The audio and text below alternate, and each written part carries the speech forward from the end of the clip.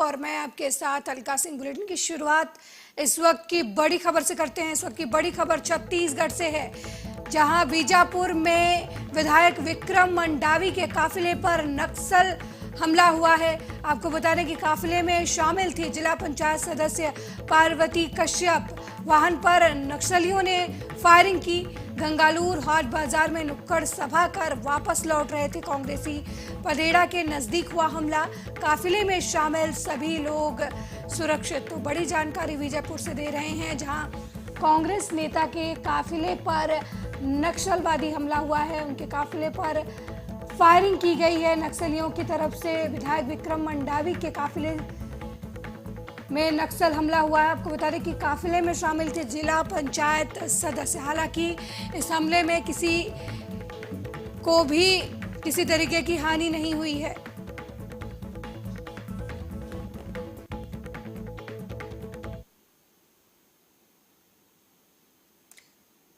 वहीं जम्मू कश्मीर के पूर्व राज्यपाल सत्यपाल मलिक द्वारा पुलवामा हमले पर सनसनीखेज खुलासा देश को स्तब्ध करने वाला है, जिसके बाद कांग्रेस खुलकर मोदी सरकार के विरोध में सड़कों पर आ गई। हालांकि मलिक ने खुलासा किया कि पीएम से कहा था कि हमला उनकी नाकामी थी, पर पीएम ने कहा तुम अभी चुप रहो। इसी चुप्पी के विरोध में आज कांग्रेस के कार्यकर्ता मोदी सरकार के खिलाफ मोर्चा खोल रहे हैं। उनका कहना है कि पीएम मोदी को पुलवामा हमले की जिम्मेदारी लेनी चाहिए।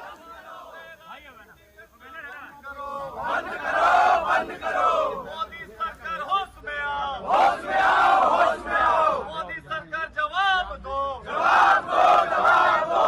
नहीं करना बंद करो। हमारे distinguished former army chief general Shankar Roy Chowdhury, उन्होंने भी नहीं करना बंद करो, बंद करो, बंद करो। बंद करो, बंद करो। मोदी सरकार होश में आओ, होश में आओ, होश में।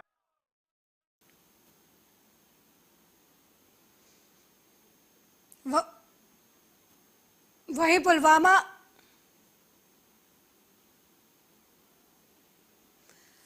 तो लगातार कांग्रेस नेता जो हैं वो मोदी सरकार को घेरने की कोशिश कर रहे हैं। जब से सत्यपाल मलिक ने कहा था कि पुलवामा हमला एक तरीके की नाकामी थी, उन्होंने कहा कि पीएम मोदी से उन्होंने इस मुद्दे पर बातचीत की थी, जिसको लेकर पीएम मोदी ने कहा था कि आप चुप रहें। वहीं अब इस मुद्दे पर कांग्रेस लगातार जो है वो पीएम मोदी पर हमलावर है। उनका कहना है कि प्रधानमंत्री मोदी को इसकी जिम्मेदारी लेनी चाहिए।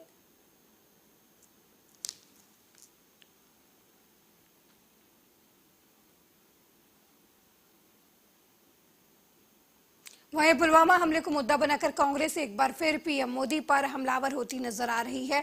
कांग्रेस की प्रेस कॉन्फ्रेंस में पूर्व स्थल सेना प्रमुख जनरल शंकर राय चौधरी ने जवानों की सुरक्षा के लिए जो चिंता जताई है वो रक्षा बिरादरी समेत पूरे देश के लिए बेहद अहम है। और हमारे distinguished former army chief general Shankar Roy Chowdhury, उन्होंने भी इसके ऊपर संज्ञान लेते हुए उन्होंने अपना वक्तव्य दिया है और ये कहा है कि 2500 सुरक्षा कर्मियों को 78 गाड़ियों के अंदर आप जम्मू से श्रीनगर ला रहे हैं। रोड ओपनिंग की ड्रिल है, रोड ओपनिंग पार्टीज होती हैं।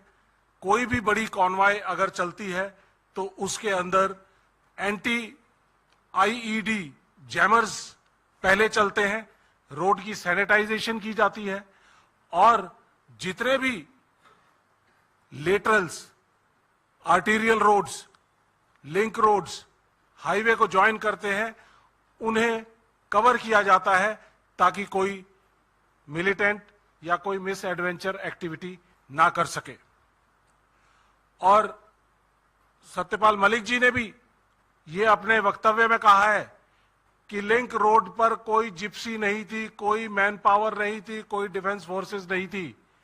तो ये एक बहुत ही बड़ी ऑपरेशनल लैप्स है। हमारे distinguished former army chief general Shankar Roy Chowdhury, उन्होंने भी इसके ऊपर संज्ञान लेते हुए उन्होंने अपना वक्तव्य दिया है। और आपको याद होगा पुलवामा का हमला हुआ, सीआरपीएफ के 40 जवान शहीद हो गए। आप ही के लोगों ने, मीडिया के साथियों ने तब हमारे नेता राहुल गांधी जी के सामने माइक रखते हुए पूछा था कि क्या इंटेलिजेंस फेलियर नहीं है, क्या इसको हवाई मार्ग से नहीं लाया जा सकता था। चुनाव सामने था, राजनीति हो सकती थी, पर एक मैच्योर्ड पॉलिटिशियन के नाते राहुल गांधी जी ने कहा था कि ये वक्त इन चीजों का नहीं है, यह वक्त कुछ और है, और संवेदनाएं जताई उन 40 जवानों के परिवार के प्रति, और ऐसी घटना के लिए चिंता व्यक्त की, पर कोई। वहीं उत्तर प्रदेश में प्रयागराज में एक बार फिर बमबाजी की खबर सामने आई है। ये बम अतीक अहमद के वकील विजय मिश्रा के घर के पास फेंका गया है। शुरुआती जानकारी में वकील विजय मिश्रा के कर्नलगंज क्षेत्र के पुराना कटरा घर के पास कुछ युवक बम फेंककर वहां से भाग निकले। इस घटना के बाद पुलिस जांच पड़ताल में जुट गई है। शुरुआती जानकारी के मुताबिक पुराना कटरा इलाके के गोबर गली में देसी बम फेंका गया। दहशत फैलाने के उद्देश्य से ये बमबाजी की गई है। हालांकि पुलिस ने बताया कि ये बमबाजी अतीक के वकील के घर के पास नहीं हुई है। इस घटना में कोई हताहत भी नहीं हुआ है। पुलिस इस पूरे मामले की जांच शुरू कर चुकी है। हालांकि प्रयागराज में हुए देसी बमबाजी पर पुलिस प्रशासन ने बयान दिया है। उन्होंने कहा कि कटरा में गोबर वाली गली में बम चला है। पुलिस ने घटनास्थल पर पता किया। हर्षित सोनकर और आकाश सिंह छोटू रानू की रौनक यादव के बीच में हुई विवाद था। इसके चलते हर्षित सोनकर ने आकाश रौनक पर छोटे बम से हमला कर दिया। इस बमबाजी में कोई घायल नहीं हुआ है।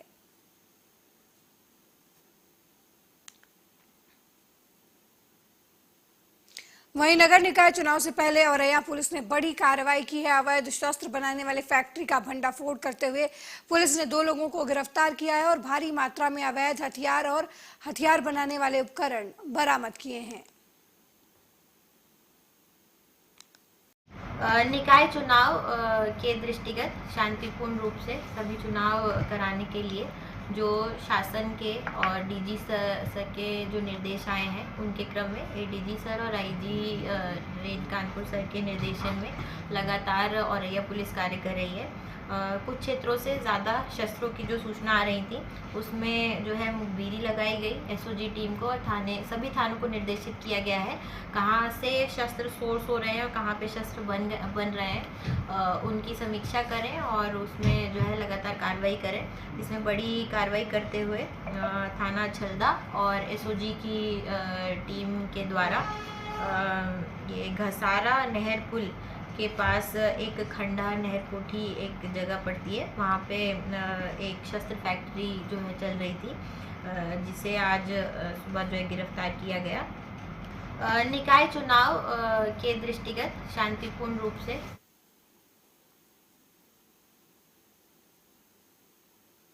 वही एक्ट्रेस आकांक्षा दुबे की मां ने कोर्ट को पत्र लिखकर आकांक्षा दुबे मौत से जुड़े सीसीटीवी कैमरे के फुटेज और साक्ष्य न्यायालय से तलब करने की अपील की है। आपको बता दें कि आकांक्षा दुबे भोजपुरी एक्ट्रेस थीं और होटल के कमरे में फांसी के फंदे से लटकते हुए उनका शव मिला था। आकांक्षा की मां शुरू से ही आकांक्षा की हत्या का आरोप समर सिंह और उनके भाई पर लगाती आई हैं और अब साथ ही इस केस की सीबीआई जांच की भी मांग की गई है।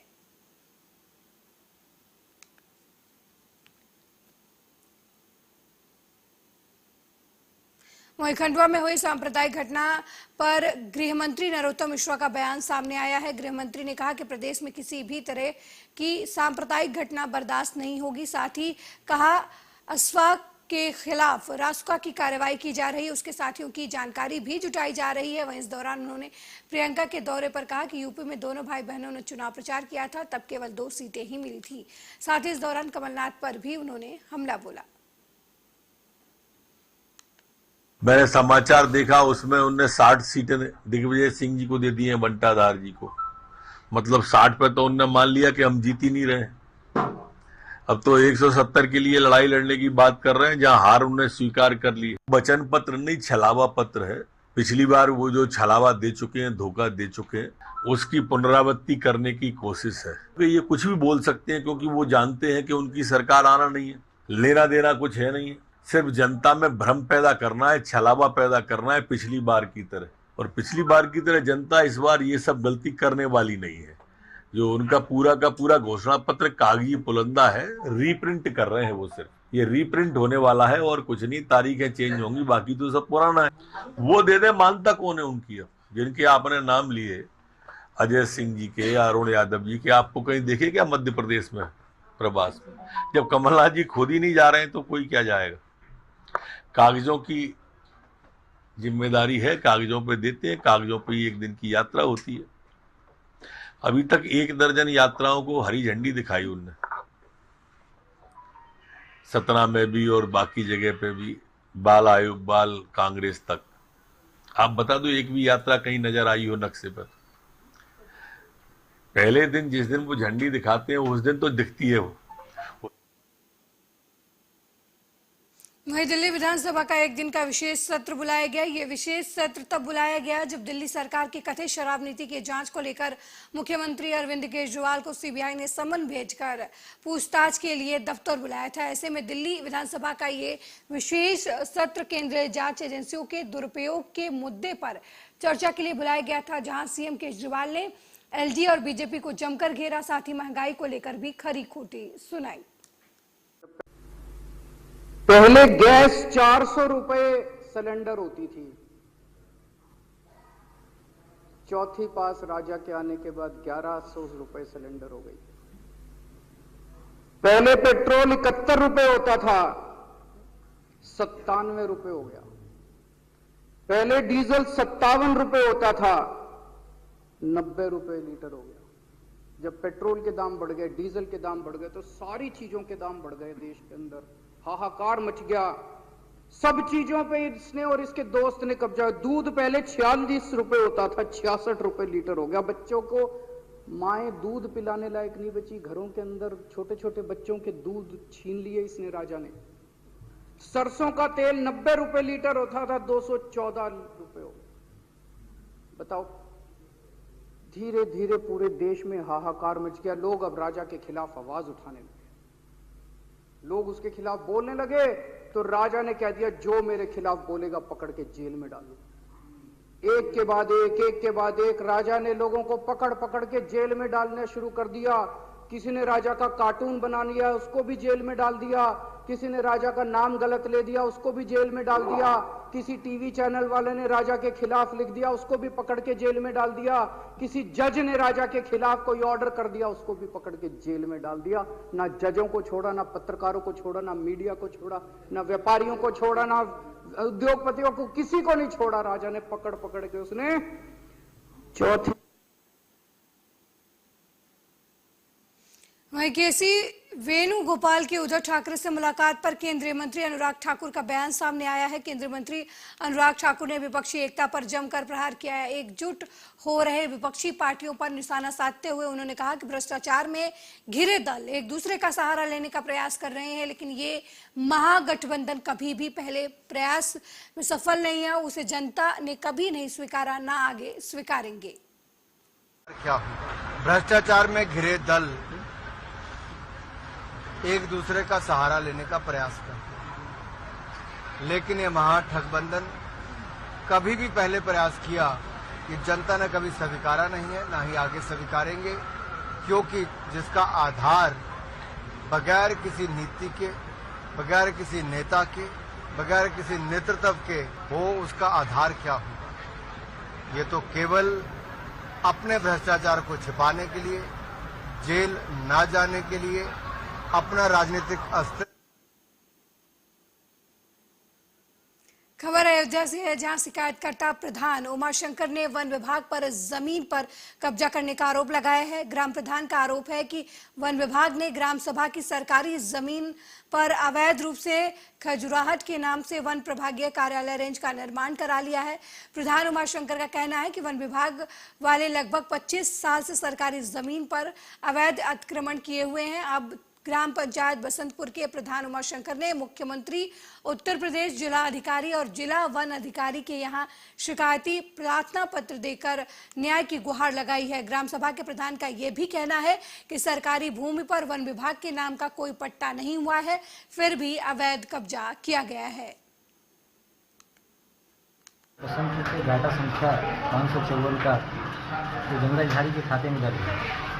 करीब 15-20 साल से वन विभाग के द्वारा उस पर नर्सरी और बिल्डिंग बना करके कब्जा कर लिया गया है। जब उनसे पूछा गया तो उन्होंने कहा कि हमने नेडा से जो है जमीन एग्रीमेंट किया है, जबकि नेडा के नाम मात्र वहाँ 63 हेक्टेयर जमीन है, जबकि जंगल झाड़ी के नंबर पर इस तरीके से अवैध कब्जा करना जो है वो गलत है। और हमने उनसे कई बार खाली करने के लिए भी कहा, लेकिन वो तैयार नहीं हुए। इसलिए हमने उनको जो है एप्लीकेशन दिया, उनके विभाग को भी दिया, तहसीलदार को दिया। फिर लास्ट में जो मुख्यमंत्री जी थे और डीएम साहब को भी प्रार्थना पत्र दिया है कि वो जंगल झाड़ी के खाते की ज़मीन है जो गांव पंचायत की है और जिस पर किसी तरीके का निर्माण नहीं किया जा सकता है और उनके द्वारा निर्माण करके उसको कब्जा किया हुआ है, वो खाली कराया जाना चाहिए। अभी तक वो यही बताते हैं कि वो जंगल झाड़ी की ज़मीन है, वन विभाग वाले कब्जा किए हैं।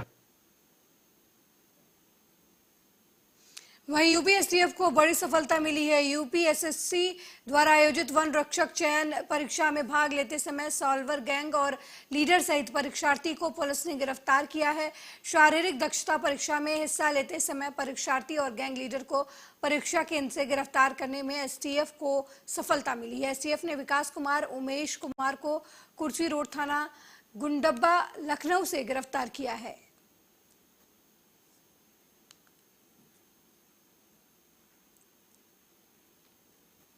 वहीं राजस्थान के झुंझुनू में कांग्रेस नेता सचिन पायलट ने एक बार फिर वसुंधरा सरकार में हुए घोटालों की जांच कराने की बात दोहराई है। उन्होंने कहा कि कांग्रेस पार्टी विपक्ष में थी जब वसुंधरा राजे की सरकार पर भ्रष्टाचार के आरोप लगे थे। हमारा मानना था कि इसकी जांच होनी चाहिए। हमने राष्ट्रपति को चिट्ठी लिखी थी। हमारी सरकार को 4 साल हो गए हैं, बहुत चिट्ठियां लिखी लेकिन कुछ नहीं हुआ, इसलिए उन्होंने अनशन किया। इस पर जांच होनी चाहिए ताकि हमारी कथनी और करनी में फर्क ना हो।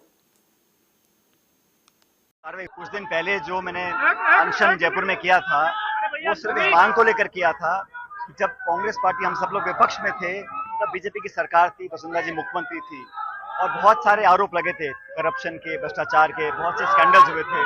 तो उनकी एक निष्पक्ष और पारदर्शी जांच होनी चाहिए, ऐसा हम लोगों का मानना था और हम लोगों ने खुद ज्ञापन दिए थे गवर्नर साहब को, राष्ट्रपति जी को कि जांच होनी चाहिए। अब सरकार हमारी बनी है, अब 4 साल से ज्यादा हो गए। मैंने पूर्व में चिट्ठियां लिखी थी लेकिन कुछ कार्रवाई हो नहीं पाई, इस वजह से मैंने अनशन किया था। और अनशन मेरा वसुंधरा जी की सरकार के कार्यकाल में जो करप्शन हुआ, जो हम लोगों ने बहुत से प्रमाण इकट्ठे किए थे उस वक्त, तो उस पर अगर होता तो लोग, मैं समझता हूँ, उसको अच्छा मानेंगे क्योंकि हमारी कथनी करने में फर्क ना हो, ये विश्वास दिलाना बहुत जरूरी है। और अब चुनाव में बहुत समय बचा नहीं है, इसलिए करप्शन के खिलाफ हमारी 0 टॉलरेंस की पॉलिसी है। तो काम होने चाहिए क्योंकि हम लोगों ने अब बाकी केसेस जो हैं करप्शन के उस पर कार्रवाई हुई है। मैं समझता हूँ शायद जोधपुर में भी जो प्रकरण हुआ है सोसाइटी वाला, हाँ, उस पर कार्रवाई हुई। उसका आज सीएम योगी आदित्यनाथ मंगलवार को पहली बार सार्वजनिक कार्यक्रम में नजर आए।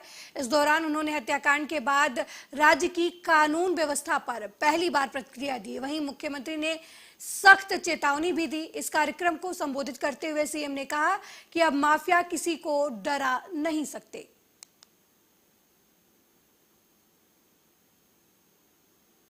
जहां पर एक बड़ी आबादी अपनी आजीविका के लिए कृषि पर निर्भर करती है, स्वाभाविक रूप से रोजगार की दृष्टि से अगर हम देखें तो कृषि के बाद सर्वाधिक रोजगार सृजन वाला कोई क्षेत्र है तो वह वस्त्र उद्योग का क्षेत्र है और उत्तर प्रदेश में इसकी एक समृद्ध परंपरा रही है और ये हम अभी भी जहां तहां बिखरे हुए उन उद्योगों को देख सकते हैं। यहां का हैंडलूम, यहां का पावरलूम, यहां पर वाराणसी और आजमगढ़ की सिल्क की साड़ियां, उत्तर प्रदेश में भदोही का कारपेट, लखनऊ का जो पहले से यहां पर चिकन कारीगरी के बारे में बात हो रही थी, या सहारनपुर के क्राफ्ट की जो आइटम है ये विश्वविख्यात रही है। कानपुर कभी वस्त्र उद्योग का एक केंद्र बिंदु रहा है और कानपुर कभी देश के 4 से 5 बड़े महानगरों में से गिना जाता था। वस्त्र उद्योग का हब होने के नाते उत्तर प्रदेश न केवल अपने औद्योगिकीकरण के लिए बल्कि नगरीय व्यवस्था की दृष्टि से भी देश का एक महत्वपूर्ण प्रदेश माना जाता था। एक कालखंड ऐसा भी आया जिसने उत्तर प्रदेश की इस पहचान को पूरी तरह समाप्त सा कर दिया था। कानपुर के सभी बड़े टेक्सटाइल से जुड़े हुए उद्यम बंद होते गए। अन्य क्षेत्रों में भी स्थिति पैदा हुई। हैंडलूम और पावरलूम को भी उचित प्रोत्साहन नहीं मिल पाया, वह भी दम तोड़ने लग गया था। लेकिन धीरे धीरे करके विगत 9 वर्षों के अंदर आदरणीय प्रधानमंत्री जी के नेतृत्व में भारत ने जो प्रगति की, उस प्रगति का लाभ विगत 6 वर्ष के अंदर उत्तर प्रदेश ने सर्वाधिक लिया है। और उत्तर प्रदेश की प्रगति आज किसी से छुपी भी नहीं है। अभी यहां पर माननीय पीयूष जी बता रहे थे कि ग्लोबल इन्वेस्टर समिट के दौरान देश के आए हुए अलग अलग सेक्टर के उद्यमियों की रुचि उत्तर प्रदेश के अंदर अलग अलग क्षेत्र में निवेशक के रूप में निवेश करने की दृष्टि से देखने को मिला। ये निवेश हम लोग अनुमान करते थे कि कितना यहां पर निवेश के प्रस्ताव आएंगे, उससे कई गुना प्रस्ताव उत्तर प्रदेश को प्राप्त हुए। परिणाम था 35 लाख करोड़ रुपए से अधिक के प्रस्ताव उत्तर प्रदेश सरकार को प्राप्त हुए हैं और उत्तर प्रदेश की टीम बहुत शीघ्र इन कार्यक्रमों को लेकर के आगे बढ़ रही है। और मेरा अनुमान है कि अगले 6 से 8 महीने के अंदर 10 लाख करोड़ रुपए तक के निवेश के प्रस्ताव ग्राउंड ब्रेकिंग के लिए हमारे पास तैयार होंगे, जिनके शुभारंभ और जिनके शिलान्यास के कार्यक्रम को हम उत्तर प्रदेश के अंदर आगे बढ़ाने में सफल होंगे। उत्तर प्रदेश के अंदर आज जिस पीएम मित्र मेगा टेक्सटाइल पार्क के एमओयू के कार्यक्रम यहां पर संपन्न हुए हैं, इसमें एक तो भारत सरकार और राज्य शासन के बीच में था, दूसरा राज्य सरकार और निवेशकों के बीच में था, बेहतरीन कनेक्टिविटी के बीच में। जिन निवेशकों ने यहां पर रुचि दिखाई है उन्होंने देखा होगा एयरपोर्ट से मात्र आधे घंटे की दूरी में आप उस क्षेत्र में पहुंच सकते हैं। 4 लेन की कनेक्टिविटी वहां पर पहले से है और जो बाकी बचा होगा राज्य सरकार उसको उपलब्ध करवाएगी। अन्य आवश्यक सुविधाओं को भी वहां पर राज्य सरकार एक समय सीमा के अंदर प्रत्येक निवेशक को उपलब्ध करवाने में योगदान देगी। और उत्तर प्रदेश की टेक्सटाइल और गारमेंट्स की अपनी जो पॉलिसी है वह आप सबके सामने है। आपने उसको देखा होगा, एक बेहतरीन पॉलिसी के रूप में उत्तर प्रदेश सरकार ने